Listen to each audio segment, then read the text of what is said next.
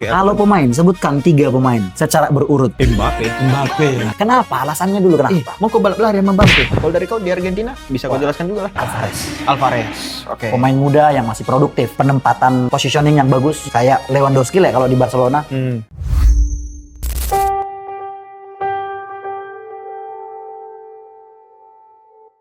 Yang berikutnya nih, tadi kalau negara yang dijagokan itu adalah Prancis. Kalau pemain, sebutkan 3 pemain secara berurut yang bisa disebutkan. Di mana-mana kalau Prancis, siapa lagi sang diktator? Mbappe. Terus yang kedua, Kenapa? Alasannya dulu kenapa? mau kau balap lari sama Mbappe? Udah kayak mbeng. Oh, bukan ya? Bukan, salah. Yang kedua, Dembele. Kenapa? Apa alasannya? Ya, tetap sama Mbappe, kencang lari juga. Kencang lari Terus kan juga. lagi konsisten aja, PSG juara Liga Champion. Wow, bentar lagi treble champions. Jangan Hat-trick ya. Hat-trick dulu. Oke, terus yang terakhir itu Michael Olise. Kenapa itu? Michael Olise bisa kita lihat kaki kidal yang sangat spesial di Bayern Munchen. Bahkan ada katanya dia mau ditawar sama Real Madrid 150 juta euro gitu. Janjinya dari calon presiden Florentino Perez gitu. Jadi itulah 3. Kalau dari kau di Argentina, bisa kau jelaskan juga lah. Kalau aku kayaknya nggak perlu dijelaskan. Orang udah pada tahu kayak siapa yang terbaik. Mohon maaf, kami penasaran nomor 2, nomor 3-nya aja. Oke. Nomor 1. Nomor 1 udah pasti ya. Udah pasti lah itu kayak mana masih. Kalau nomor 2 yang kujagokan sih sebenarnya sangat disayangkan. Tahun lalu dia main. Oke. Suplai bola banyak dari dia. Oke. Dan hari ini dia udah pensiun dari negara. Tapi kita harus tetap menjagokan yang lain ya. Oke, kayak ini.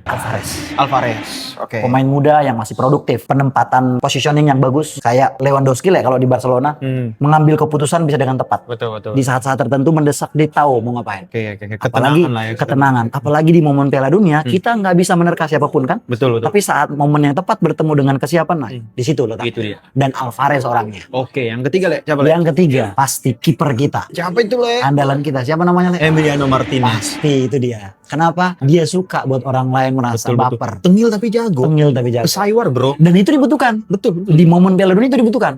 Membuat emosi orang naik turun. Sampai emosi nanti lempar batu gitu. Psikisnya kena. Jangan lempar batu, Le. Jangan batu.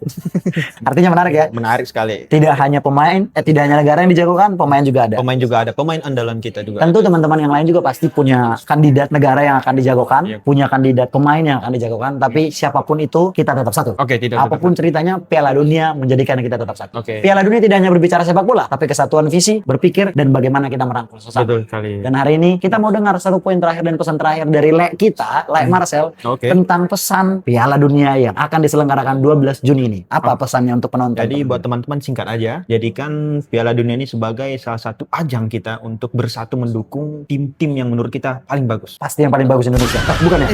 Jangan ya. Jadikan Piala Dunia ini sebagai ajang kebersamaan. Jadi apapun masalahmu, tapi kalau satu tim, tapi kalau tim yang kalian dukung itu sama, udah langsung berkawan aja.